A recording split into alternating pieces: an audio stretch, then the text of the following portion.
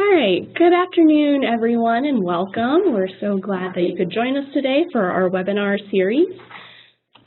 Today is just an overview session. What we're going to do is give an overview of standards and best practices for experimental research designs of evaluation of professional development. We'll be conducting 4 additional webinars that go into much further depth on several areas that we cover today. Our main goal is to provide you with information and resources. We're going to do that in 2 ways today. This PowerPoint will be available for you to download so that you can go back and review and also access the web links for any additional resources if you want those. If you have content questions about this webinar, please submit those through the chat box. And at the end of today's session, we will answer as many questions as we have time to answer. We'll also continue to answer questions at the next webinars, and we'll create a written FAQ document with those questions and answers. Also, if you're experiencing any technical issues that you're not able to resolve, you can email our guru, Nathan, at narcher@fcrr.org. That email address is also in your email reminder for this event if you need to find that. So let's kick this off with some key points from 2 well-known researchers who have had a long, successful track record with school-based evaluations in many states and in many settings.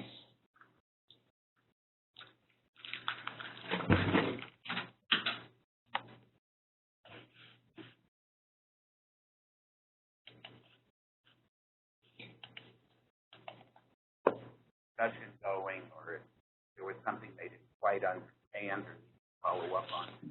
Yeah, I will say that it is important to know if the intervention was delivered with fidelity.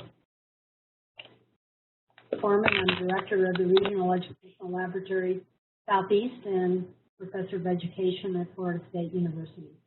Oh, I'm Russell Gersten, director of Instructional Research Group, and also a researcher in the area of mathematics for the REL South. The issue of teacher buy-in, I think that's the most important component of a professional development evaluation design. And that as part of the buy-in, the professional development needs to be ongoing around the teacher's adopted curriculum materials if possible, or the newly adopted materials you're researching. And the teachers and their administrators need to be perceived as partners so that you're helping them to meet district and student achievement gain targets. The faculty, this was done with first grade. The area was vocabulary. To stress how the vocabulary component usually neglected, or it does not come up now in terms of the typical first grade reading program, be it curriculum or guided reading.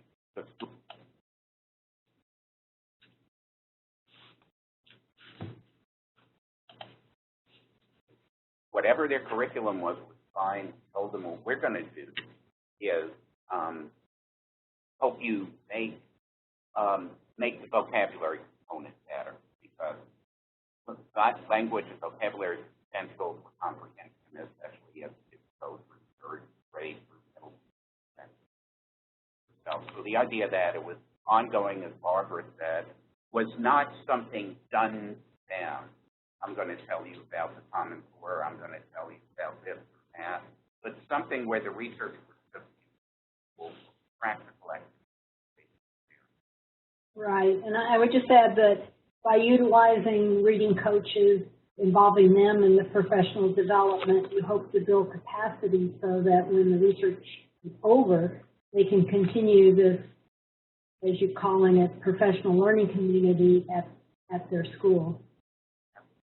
And our hope was, there's some evidence from the survey that it's bad that they had the coaches receive their own coach. So we audio taped sessions, and somebody on our staff gave them little tips about how to keep a discussion going, or if there was something they didn't quite understand or follow up on. Yeah, I will say that it is important to know if the intervention was delivered with fidelity, and you don't want to hover over their back all the time with a fidelity checklist. But one way we dealt with that during a full-out intervention was we had the intervention teacher audio tape her lessons 1 week each month. And actually, the audio taping was very useful because the interventionist could point out some behavioral problems that might crop up where she'd like the reading coach to give some advice. And ours was a little different because it really was the study group. That we audio taped and have a checklist, and then we actually gave feedback. But with the teachers, we wanted them, and this was especially in the environment where they had been so frequently observed and monitored for casing charts, we wanted them to have the opportunity to use this and play around with it on their own. And we then came in, we had independent observers applying to study and all, observe how they were teaching. Wanted to see whether it made a difference in how they taught. So it kind of depends on the nature of what you're doing. Some of the studies that I've done, like the one in Houston and the District of Columbia Public Schools, we had 5-year commitments to participate in the study with designated curriculum assessments and classroom observation. It's always good if you can get those commitments up front because leadership often changes.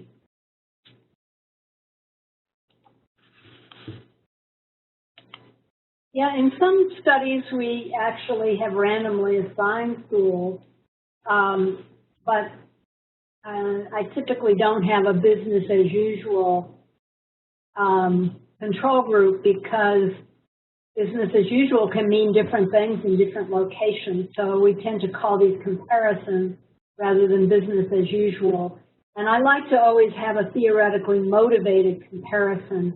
So for example, in one randomized controlled trial we're doing in Florida right now on early literacy intervention, we randomly assign schools to what I call the embedded Tier 2 reading intervention or standalone reading intervention material. The embedded means that the materials are embedded within their adopted core reading program. Standalone means that these are things that are not part of their core reading and that were picked off of the Works Clearinghouse. In either case, it was regarded as a win-win from the school people's point of view because if you use embedded materials, you don't have to go buy them. Standalone, you'd have to buy them, but maybe they work better. So they were interested in knowing that. And you can also have your standalone materials, in this case, be a weightless control. So that when the study ended, we actually left materials behind at schools based on what we found. So people are happy up front and they're happy in the long run because they have, they're part of a study where you genuinely don't know the answer to the questions, but you are asking questions that are theoretical but also practical importance. And by having a weightless control, when you find out what approach works best, you have the opportunity for the group that was in the comparison condition to actually adopt the most efficacious. We were doing a very different kind of professional development than they ever do. So in our case, we randomly assigned them. We did have a control condition, but we knew they were getting professional development. So online, every month, teachers in both groups wrote about just very quickly, made this really something that could take 5 minutes. The type of professional development they received in literacy.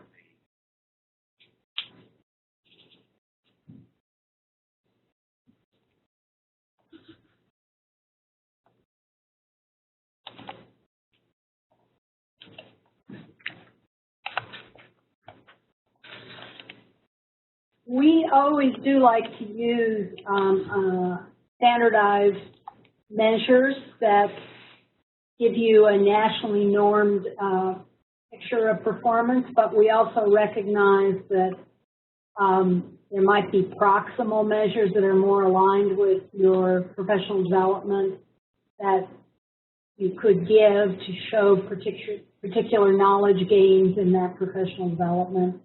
Or there may be a state test that the district leaders are particularly interested in. So often you can get those kind of local and state measures archivally, so it doesn't add expense to your study and can give you,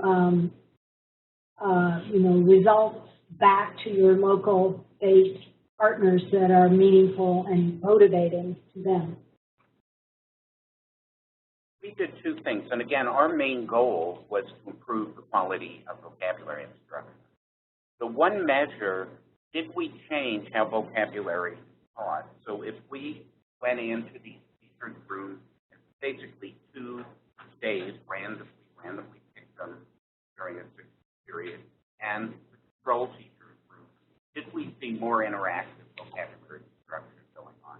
More kids using the words and talking about the words and one they need and elaborate.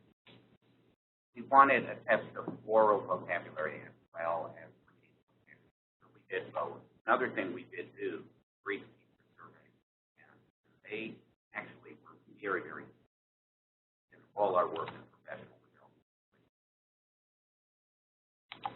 development. Well, we found that generic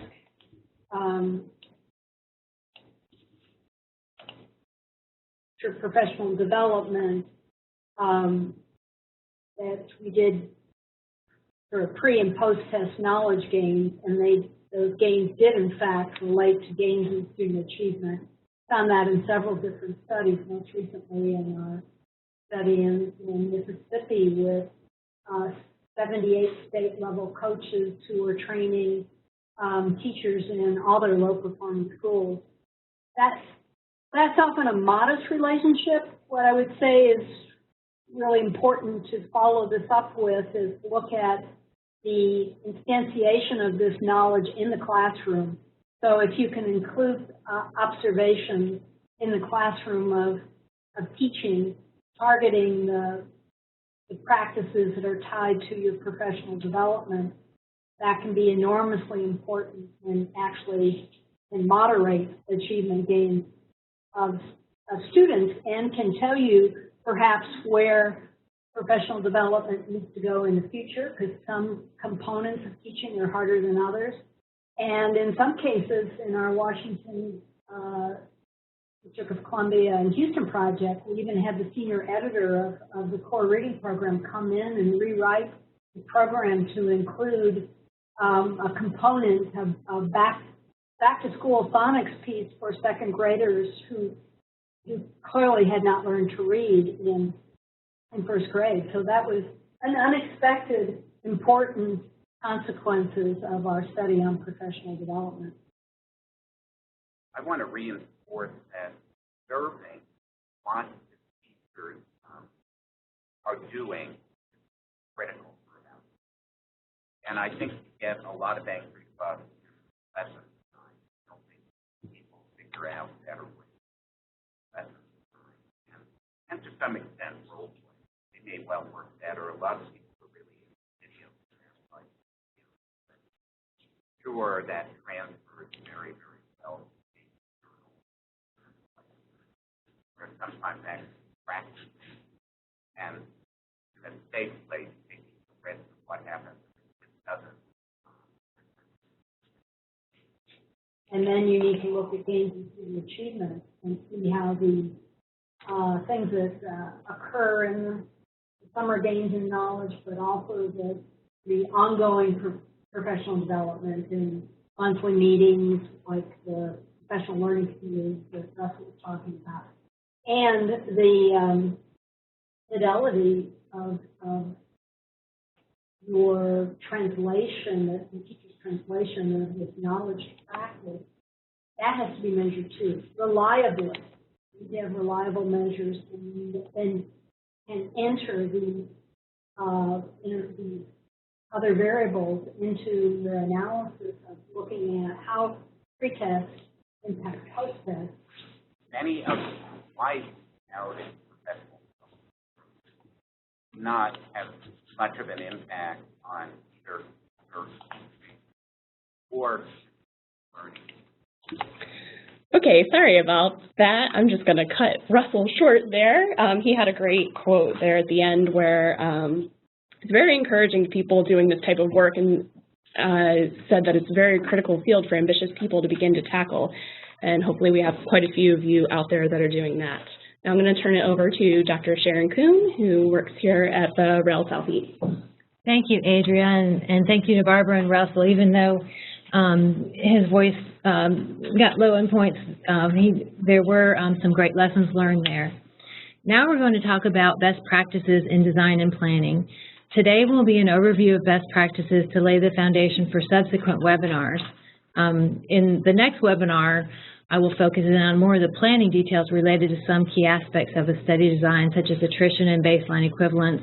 And then in the fourth webinar on this topic, we'll look at how to analyze those same aspects when you actually have results. So we thought we'd stage this in bits and pieces, with today being essentially an overview of all the things that we will get into in more depth in the subsequent webinars. So the guiding framework in this webinar series for best practices in design and planning comes from the Works Clearinghouse, or WWC for short. As such, the information that I use on the slides comes from several WWC resources, including a webinar on designing strong studies, a webinar on designing quasi-experiments, as well as the WWC Procedures and Standards Handbook version 3.0. In addition, some of the material comes from an analytic technical assistance and development report on conducting strong quasi-experiments prepared by Decision Information Resource Incorporated, and it is also based on the WWC standards. And the sources that I use are identified with a link at the bottom of the PowerPoint. So once you have access to the PowerPoint, you'll be able to click on that link, and it will bring you to the actual source that's used to prepare that slide, and that guide the notes or the discussion and the notes that you'll have. So to get started, it is probably helpful to share a few details about the WWC for those of you who aren't familiar with the WWC. It was established in 2002 as an initiative of the National Center for Education Evaluation within the Institute of Educational Sciences, which is within the U.S. Department of Education. Because the mission of the WWC is to be a central and trusted source of scientific evidence for what works in education, they focus on effectiveness research and review all of that research against the WWC standards for a well-designed study. Central to the standards is the idea that a well-designed study is one where you can be confident that any improvement in student outcomes is due to the intervention being studied and not some other characteristic of the district or the schools or the teachers or the students themselves. So we sometimes, and you probably have heard, that these are called well-designed studies that are causally valid studies, meaning you have actually identified the cause of any student improvement, and it is the intervention you tested and not some unrelated factor. A lot of thought went into the development of the WWC standards, and they were in fact developed by panels of national experts in evaluation design and methodology. Again, these standards focus on effectiveness studies and have been developed to ensure that studies that meet the standards have been designed and executed in a way that maintains the causal validity of the study. Each study is reviewed against those standards by reviewers that have been trained and certified to apply those standards consistently, and some of you may actually be certified reviewers. It's also important to clarify that the WWC does not directly test or study interventions or commission new research on interventions. In addition, it's important to note that the WWC does not specify or review all aspects of a study. We're going to use it as a guiding framework, but it's important to distinguish between what the WWC reviews and then what some other characteristics of a good study are that will be important for you to consider as you design your evaluation studies. Taken together, you'll have a credible study. WWC standards design considerations do include the following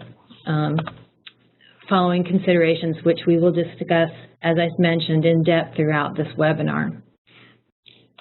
So first, the WWC wants to know that there are two distinct groups, a treatment group and a comparison group. If you're planning a randomized control trial, or RCT, the WWC, I'm sorry, I'm getting tongue-tied, is concerned about low attrition for both the treatment and the control groups. If you're planning a quasi-experimental design, in which we'll talk further about what we mean by these different designs, there must be baseline equivalence between the treatment and control groups. For both designs, the contrast between the treatment and control groups must measure the impact of the treatment. The study must include valid and reliable outcome data to measure the impact of a treatment. There are no confounding factors. Outcomes are not over-aligned with the treatment group, and there's the same data collection processes used for both the treatment and control groups. For example, the same instruments are administered at the same time in the same year.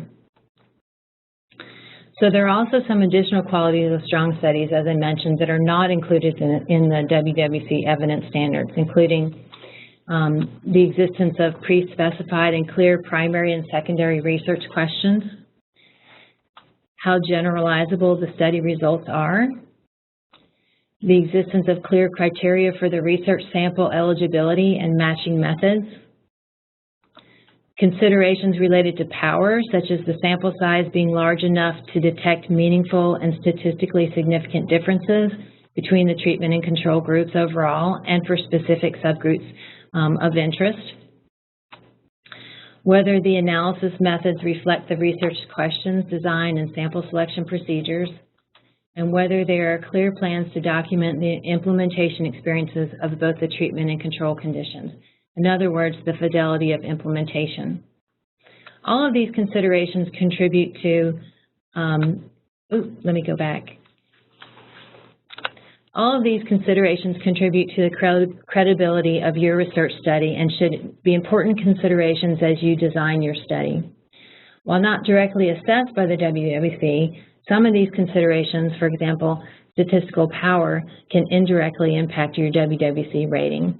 And the source that I've provided does a really nice job of breaking these different considerations down and showing how some of these additional characteristics can actually indirectly impact your WWC rating. So our purpose is to integrate WWC standards and other best practice recommendations into this webinar series so that you have the resources necessary to design an evaluation aligned to best practices and point you to other sources for additional information, which I mentioned are provided through links at the bottom of your slides. So today we'll introduce two types of study designs, randomized control trials, or RCT for short, and quasi-experimental designs, or QEDs for short.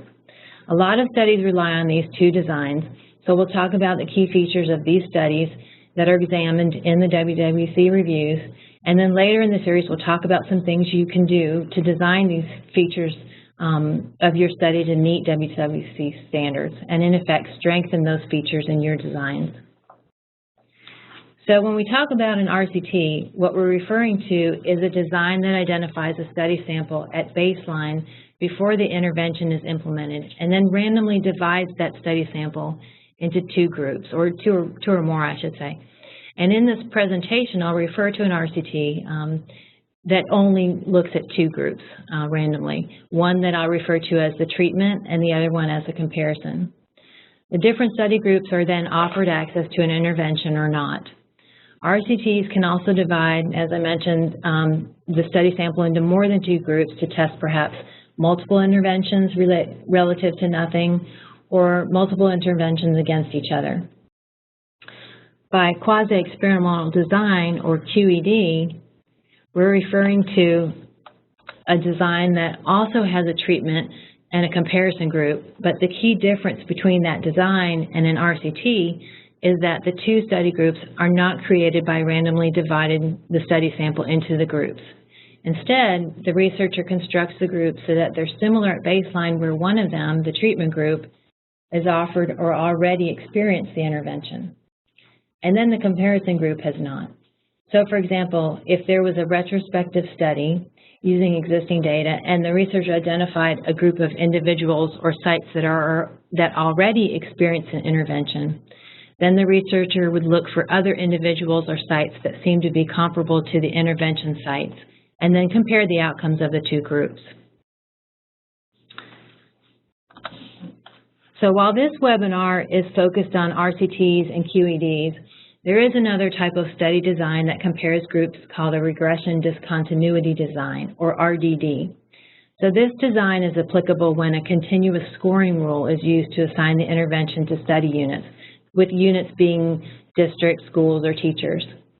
So units with scores in this type of a design, units with scores below a preset cutoff value are assigned to the treatment group, and units with scores above the cutoff value are assigned to the comparison group, or vice versa, depending on your study question. The WWC has resources for this type of design, as well as studies that use a single case design. However, with so much to cover in such a short time, we're limiting our focus in the webinar series to RCTs and QEDs. However, as I mentioned, the links on the bottom of this slide will direct you to some resources that can tell you more about these two other designs. So this slide shows you the key RCT features examined and the subsequent WWC ratings. As you can see, when you're looking at the very top of the flow chart, one of the key features that the WWC examines when reviewing an RCT is the extent of attrition in the study sample. And again, this is the sample that was defined at baseline at random assignment. And the WWC's focus is on two measures of attrition. One is the extent of overall attrition that's in the pooled treatment and control group, so those two groups combined.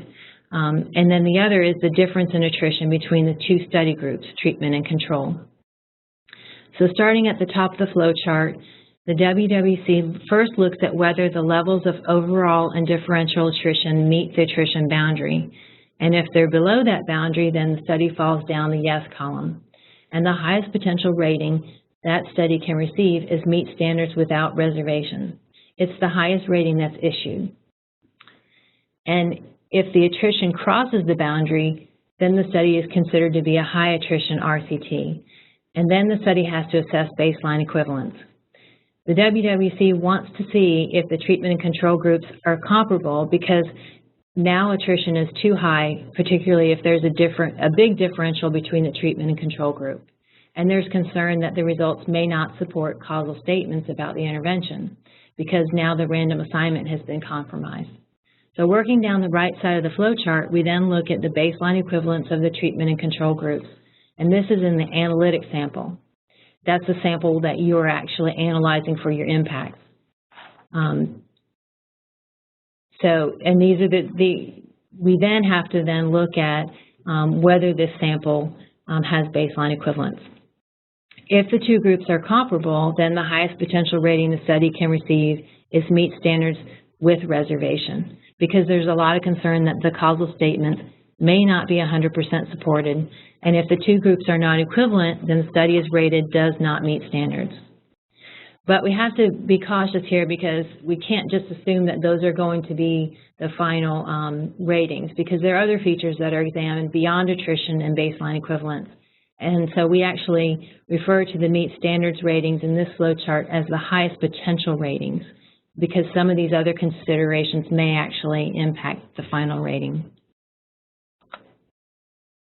With QEDs and high attrition RCTs, one of the key features that's examined is baseline equivalence, as we talked about on the previous slide.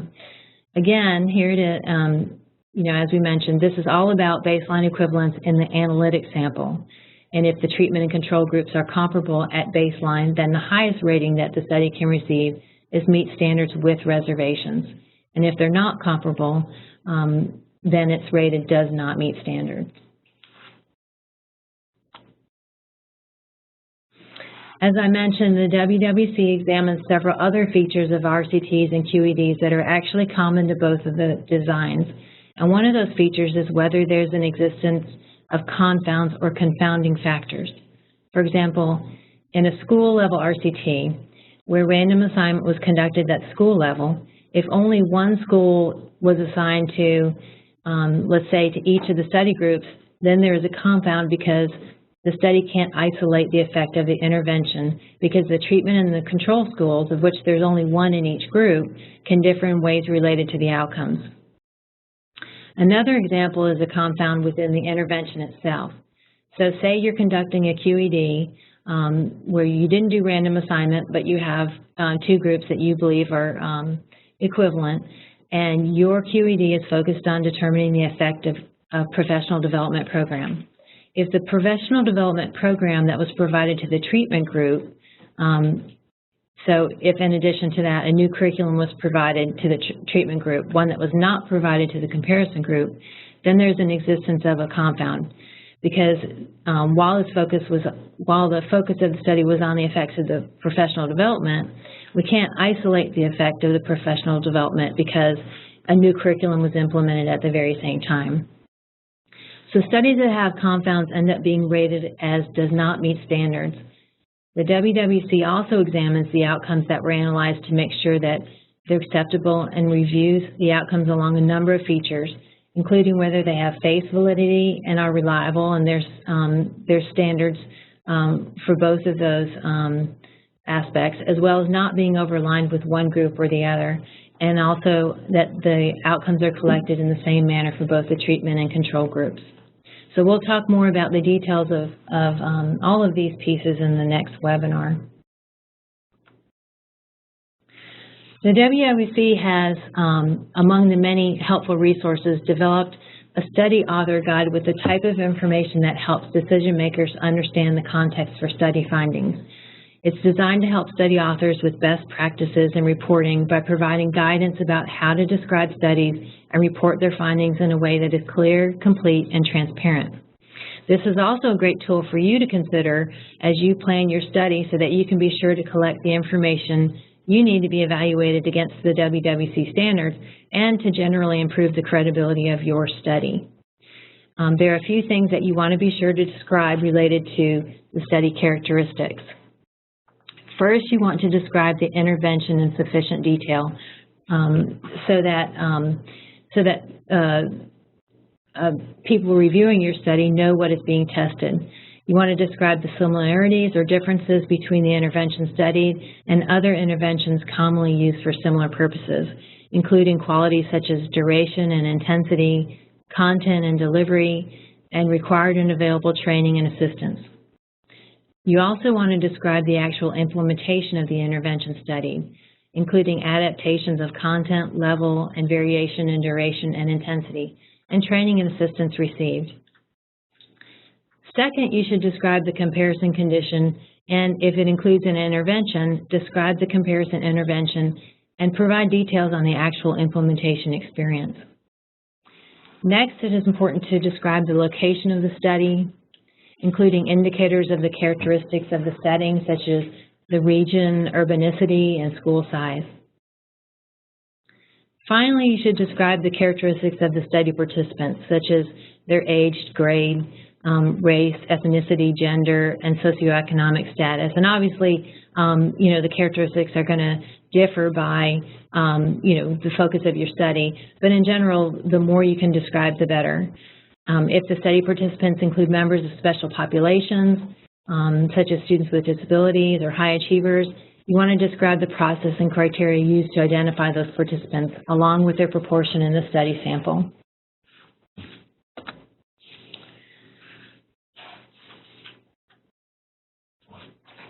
In describing the study design and analysis, it is important to describe how the study sample was identified, including eligibility for the study and for the intervention group, if that differs from eligibility for the study in general. You will want to describe the process for obtaining consent to participate in the study, if that is relevant. For RCTs, describe the random assignment process and any anomalies in it. For QEDs, describe the characteristics on which the intervention and comparison groups were formed. For each outcome measure used in the study, you should describe the measure, how it was collected, how to interpret it, whether it is standardized, whether it has been normed, and if relevant, who developed it. For non-standardized measures, you should describe the validity and the reliability of the outcome measures based on the study sample. It's also important to describe the analytic models and methods used to estimate the effects of the intervention, and where relevant, the method used to calculate reported effect sizes. You'll want to describe all the control variables used in the analyses by defining the variable and providing, when you have your results, your means and standard deviations, if relevant. You'll want to describe any adjustments made to the standard errors to account for clustering of the sample, and we'll talk about clustering later on in the series, but clustering, for example, within classroom, schools, and districts, and any adjustments made to the statistical significance levels to account for the analysis of, say, multiple outcomes within the same domain, or the use of the same intervention or comparison groups in multiple analyses of the same outcomes. Finally, you'll want to describe the method for addressing missing data, and there's different methods, including, case deletion, non-response weights, imputation. We'll talk a little bit about those, but it's just helpful for you now to even think about those as you plan, so that you can include those details in your study design. And my last slide provides the guide for study authors of looking at the type of study data you'll want to plan to collect. So Table 1 is a table for what's useful for authors to report about the baseline sample regardless of the analysis approach.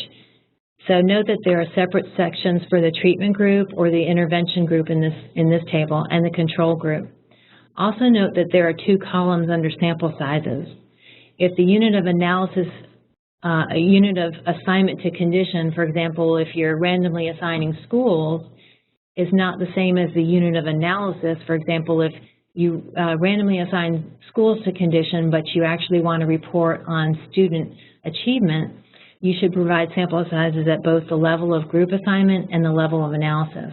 So Table 1 is going to be useful when you are actually needing to determine sample attrition. Table 2 presents similar information, but for the analytic sample. And remember, this is the sample that you're actually calculating your effect sizes based on. So this is the ones that you have the data that's needed to calculate impacts, again, separately by treatment and control group. And then Table 3 presents the post-intervention outcomes for the analytic sample and allows for estimated effects. So even though your design may be an RCT, it's wise to complete all tables just in case there ends up being high attrition and you actually have to show baseline equivalence. So in our next webinar, I'll be sharing with you more specific information about planning your design related to these topics, but I wanted to go ahead and on today's webinar just present an overview of all the things that you'll want to consider as you plan your design, and then we'll get into the details later. So thank you very much, and over to Adria. Thanks, Sharon, for that crash course in WWC. I didn't think we could get through it that quickly, but apparently we can. So it is possible to check off all of those boxes.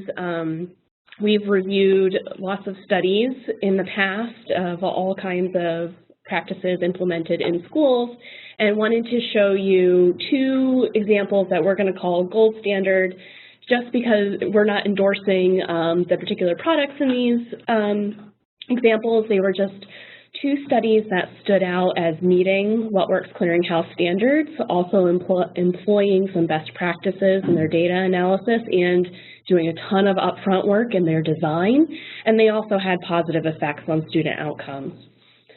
The first study that I'm going to show to you is a study that was conducted by Sharon Vaughn's group at the Meadows Center in Texas.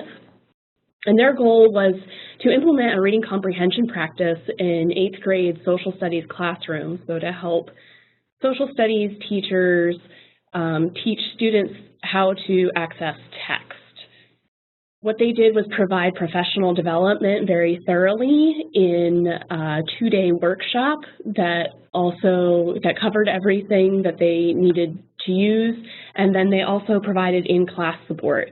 This in-class support was planned out very well in that they had dates set up for each participating teacher, and in that in-class support they would provide modeling, co-teaching, observations of the teachers' practices, providing those teachers with the feedback, and answering their questions. They also scaffolded their frequency with which they did the in-class support. So during the first unit, the first social studies unit, the collaborators coaches met with teachers 4 times during the first unit, 2 times at the second unit, and once at the third unit. They also had problem-solving meetings during the teacher planning time where teachers could talk about how they implemented critical parts of the intervention while also balancing their need to meet standards in their content. In their evaluation of the professional development itself, they put forth the following hypothesis, that students would improve on social studies units, and that's where they expected the impact, but they also expected to have some types of negligible effects on general social studies achievement, as well as reading comprehension outcomes. They employed a randomized control trial where they had 5 teachers in 2 schools, and each teacher had a treatment group and a control group. This is how they dealt with trying to keep them equal. The outcomes that they were interested in looking at were the implementation of the practices within the classroom, and they measured that via a fidelity checklist. They also used proximal measures of the social studies, so created unit tests for each social studies unit. They also had proximal measures of reading, as well as important overall achievement distal measures of reading comprehension. And like I mentioned before, they used this fidelity checklist, not just for fidelity, but providing feedback to teachers, and they had a very specific plan with how frequently they would conduct this. A second study that utilized solid professional development with a targeted English learner population was conducted by Kim and his associates in California. And what they wanted to do was really make sure that a researcher-proven intervention would work with all coaches and teachers that were already embedded within a school. So they employed coaches who were already employed by the school, and those coaches attended the professional development with the teachers and were empowered to integrate those strategies into the school's current textbook, as well as coach the teachers with modeling, co-teaching, feedback, and observation that was not a formal, this is your teacher evaluation of observation, but a collaborative observation. Their evaluation hypothesis was to show that teachers who participated in this pathway project for 1 full year would improve students' performance in the English language arts. And the outcomes that they wanted to look at were the implementation of the project within the classroom, some intermediate measures of on-demand writing, and then some distal measures of state standards tests in English language arts. They also employed a randomized control trial. This was a cluster randomized control trial at the teacher level, and it was specifically targeted to English learner students who were mainstreamed, and they specifically picked their target population by looking for students who scored a 4 or a 5 on their language development test and were mid-basic on the state test. They also utilized a fidelity observation checklist and planned that. What was really neat about this study, and this was the only study that we found in our large review of professional development evaluations for reading practices in particular, that also included a logic model, which we encourage, and Institute for Education Sciences highly encourages including a logic model to demonstrate the parts of the design of your study. So the logic model that was embedded within this study, again, targeted specifically English teachers in grades 6 to 12, and then targeted those Latino English learner students who had those specific scores on those tests. Then they implemented their professional development, showing their teachers how to use a toolkit that specifically went with their intervention. They used data to inform their instruction and their approach. And then coaches were also involved to integrate the analytic writing strategies within the curriculum that was already at the school. Their most proximal outcome was to look at the teacher's use of the strategies within the classroom itself. Then a little bit more distal of an outcome was looking at the student's performance on an on-demand writing assessment. And then the most distal outcome where they looked for effects on the state test of the standards, and eventually very much more distal in the outcome, graduating from high school education.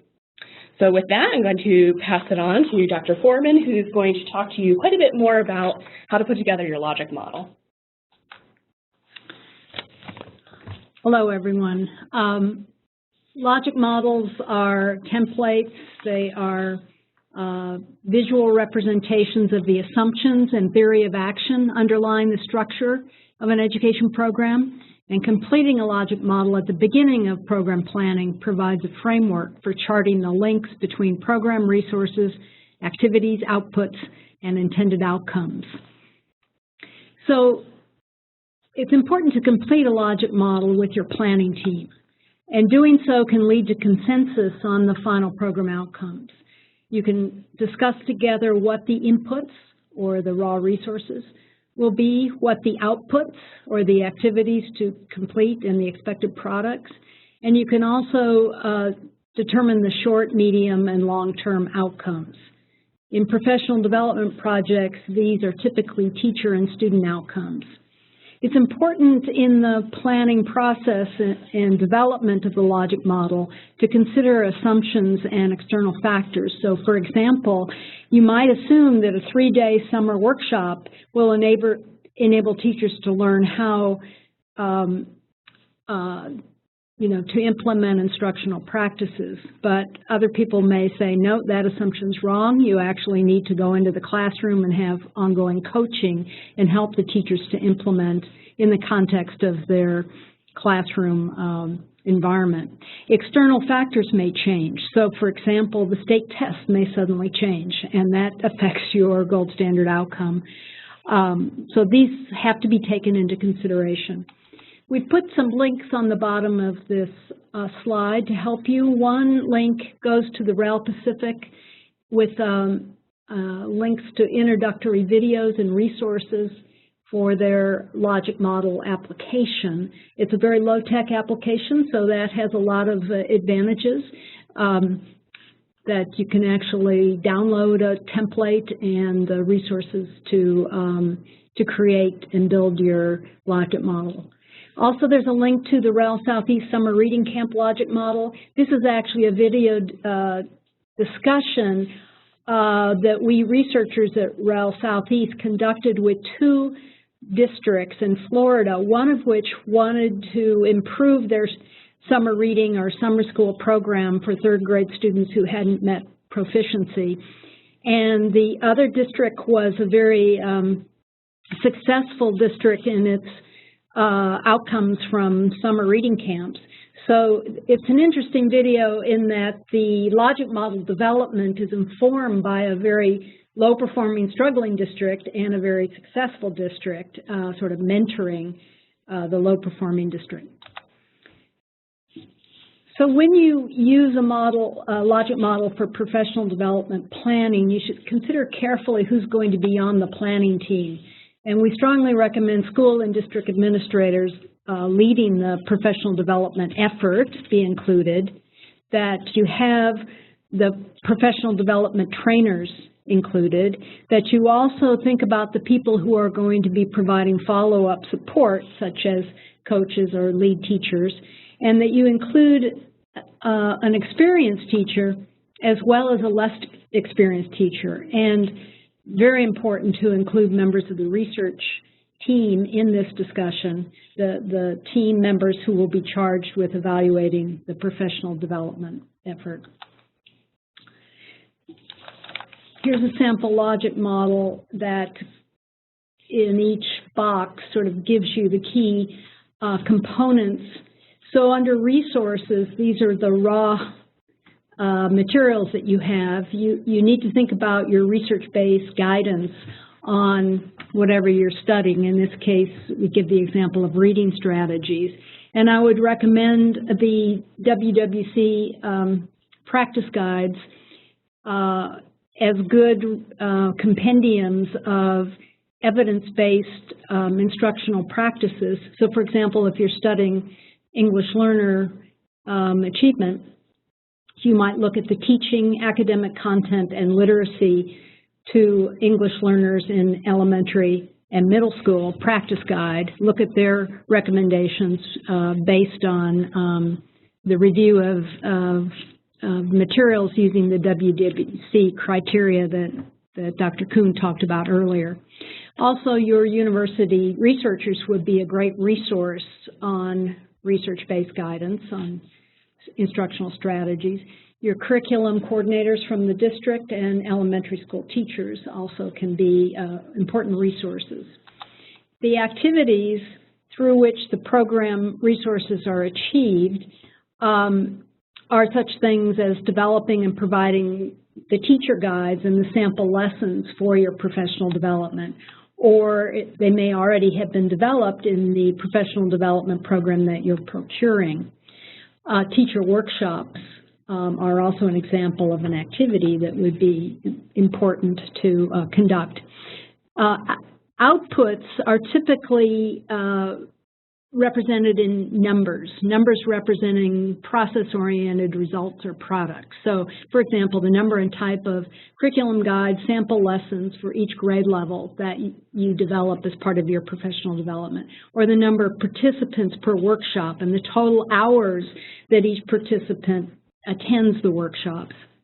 Then you have short and long-term, short and midterm outcomes. These are typically changes in knowledges and beliefs or behaviors due to program involvement. Short-term outcomes are observable right away, midterm a bit later. Short-term might be increased teacher knowledge of the strategies and also increased teacher knowledge of content. So developing a teacher knowledge survey to actually measure that gain in knowledge would be important for short-term outcomes. Midterm outcomes may be increased teacher use of strategies during the school year, or increased positive student attitudes towards learning, or increased student understanding of reading content. So these midterm outcomes we call proximal outcomes. For example, if you're teaching vocabulary, you might have a proximal outcome of a vocabulary test consisting of the words you actually taught. Then you have a long-term outcome. Did they actually increase their vocabulary breadth or depth on a standardized test? Or, for example, here, increasing reading achievement scores. So these long-term outcomes are typically the impacts, looking at the program's lasting effects. Other examples of long-term outcomes might be, was graduation rate or college attendance rates increased? The link at the bottom of this slide gives you a short paper that describes all of these components of a logic model. And on the final slide, we give you a blank template with links so you can download the template and start using it. I strongly encourage that you have a logic model in all of your grant applications to the federal government. And as Dr. Truckenmiller pointed out, even putting your logic model in your article, your published article, will help your readers understand so much better the relationship between your inputs and your outputs. Thank you. Thanks so much, Dr. Foreman. I realize we're coming up against 3 o'clock, and many of you have scheduled 1 hour for this for this talk, we have one more section where we're definitely going to talk about how to design your evaluation questions, but for anybody that needs to leave, we will be sharing the slides. You'll get an email with a link for where to download those so that you can access all of the slides for review, as well as the web links that we put in there. But we hope that you will continue to stay on and post your questions, and we'll go on to the next section. So I'm going to talk briefly about the content of evaluation questions. One way to create evaluation questions is to carefully consider the goal of the professional development. Depending on the source of the goal, it can be very different. Whether it's to implement a new mandated practice, there may be a commercially prepackaged product that has an intended goal and you want to examine how that product meets that goal in your specific setting, or it may be a research question linking a theory of student development to outcomes. The next thing you want to think about is what is the goal of the professional development specifically for the students. Usually the ultimate goal is for the students, so the participants could be people like teachers or other staff that you're doing that with, and then thinking about how to directly link your effects from the professional development and your intended achievement outcomes. Here are some examples. So as I show you some of these examples, please feel free to take those ideas that you had at the beginning of the session and form them into evaluation questions that look similar to these example evaluation questions. We just make them very simple. Did the professional development impact participants' efficacy and their knowledge with the topic? After sufficient professional development, was there a related change in the participants' teaching practices?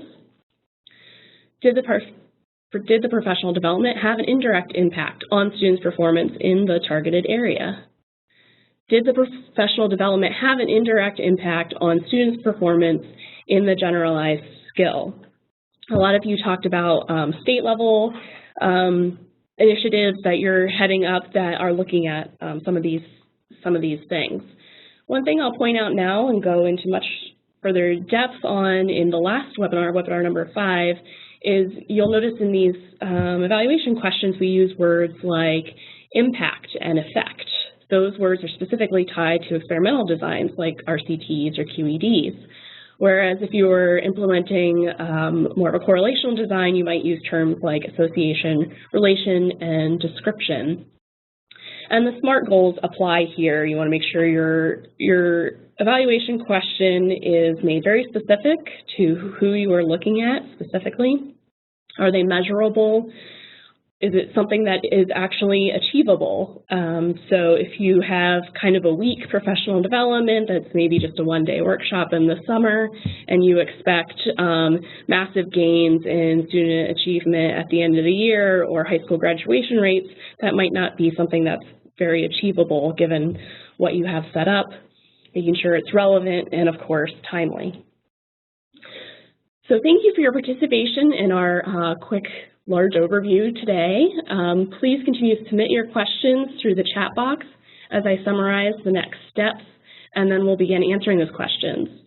The most important next step for us is to get your feedback so that we can improve in our next set of webinars and ones that we do in the future. So when you exit today's WebEx, you'll be automatically directed to our short feedback survey. As researchers and educators, you all know the importance of feedback, and we value that. For your next steps, we recommend that the best way to get everything out of the next webinars as possible is to create that draft logic model for your project. As Dr. Foreman mentioned, the best way to do this is to convene your professional development/research team. And then we encourage you to bring your questions and your team's questions to each of the next 4 webinars.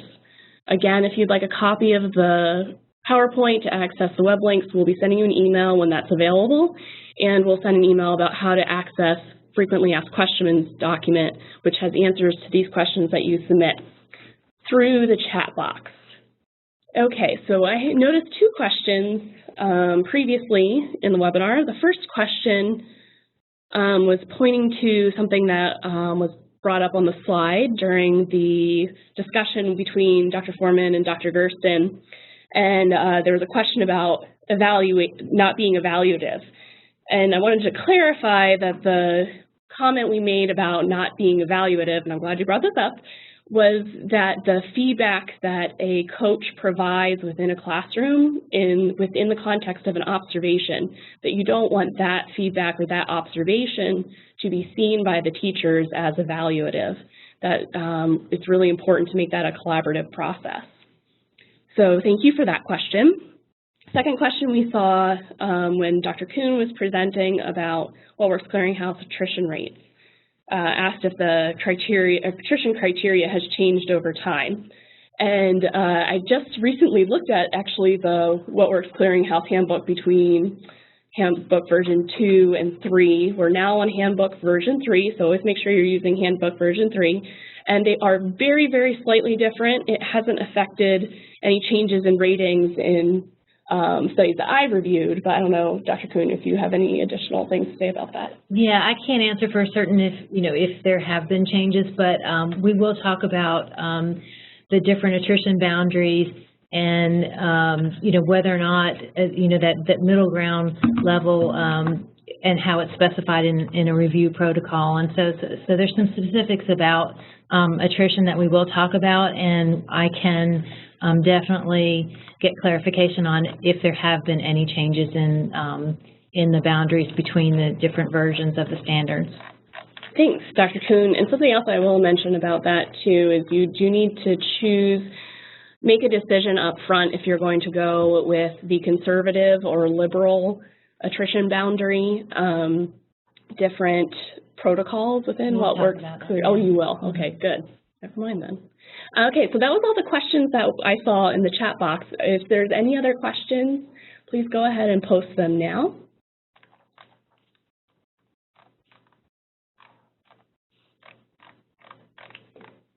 Okay, bring them with you to the next 4 webinars. We'll look forward to talking with you again then, and please give us your feedback in that survey. Thanks so much and have a great afternoon.